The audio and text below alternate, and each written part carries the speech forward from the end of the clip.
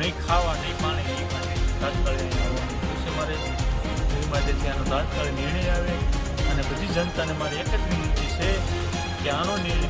નમસ્કાર દર્શક મિત્રો, સ્વાગત છે આપણે આ યુટ્યુબ ચેનલ એટલે કે MB ન્યૂઝ ગુજરાતમાં.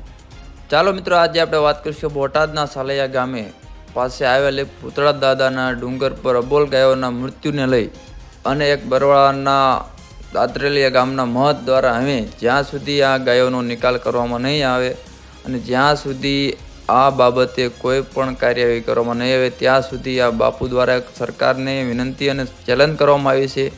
ત્યાં સુધી અન્નનો ત્યાગ કરવામાં પણ ચીમકી આપવામાં આવી છે. ત્યારે સાથે સાથે ગૌ હત્યા સંપૂર્ણપણે ગુજરાતમાં ને પણ દેશમાં બંધ થાય તેવી પણ માંગણી કરવામાં આવી છે. તો ચાલો મિત્રો, સૌ પ્રથમ બોટાદના સાલૈયા ગામે શું ઘટના ઘટી અને શું સમગ્ર મામલો હતો તેને લઈ અને આ મહંત દ્વારા શું વિનંતી અને શું એની માંગણી છે તે પણ આપણે એકવાર સાંભળી લઈએ. બાપુ, આપનો પરિચય આપો. પરિચય વરદધામ દાતરોટિયા રામદેવજી મહારાજની જગ્યા છે અને આમ તો તે હું પગપાળા યાત્રા જ કરું જાઉં એના પર એમપીની અંદર હતો પણ હજી ત્યારે રણુજા પગપાળા આવેલીને જઈને પાછો આવ્યો હતો પણ ખબર પડી એટલે ગૌ માતાનું. હાલ આપણે ભૂતળા દાદાએ આપ આવ્યા છો, શું વિગત છે?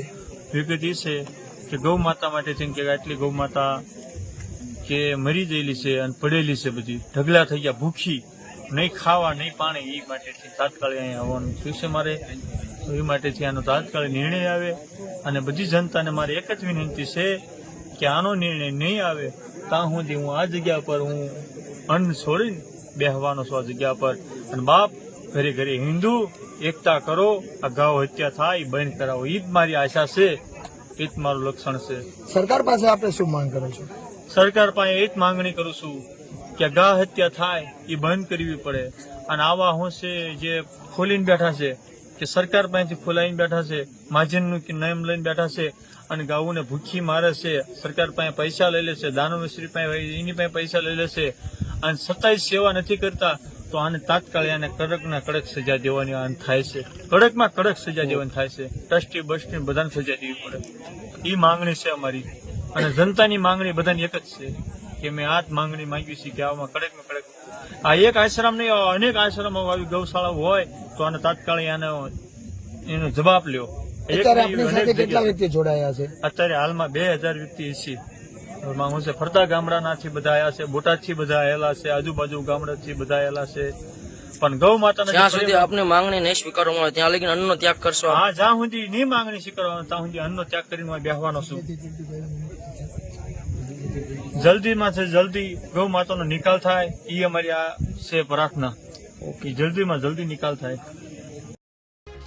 તો મિત્રો, વિડીયો જોયો અને આ હતા બરવાળાના સાધુ મહંત. ત્યારે મિત્રો, બોટાદના સાલૈયા ગામ પાસે જે પૂતળા દાદાનું મંદિર છે ત્યાં જે ગૌ હત્યા નહીં પરંતુ ગૌ માતાની જે હાલત જોઈ અને આ સાધુ ખરેખર ગુસ્સામાં આવી ગયા. કારણ કે જ્યાં ગૌ માતાને સાચવવાની તેવડ ન હોય ત્યાં ગૌશાળા બનાવવી પણ ન જોઈએ.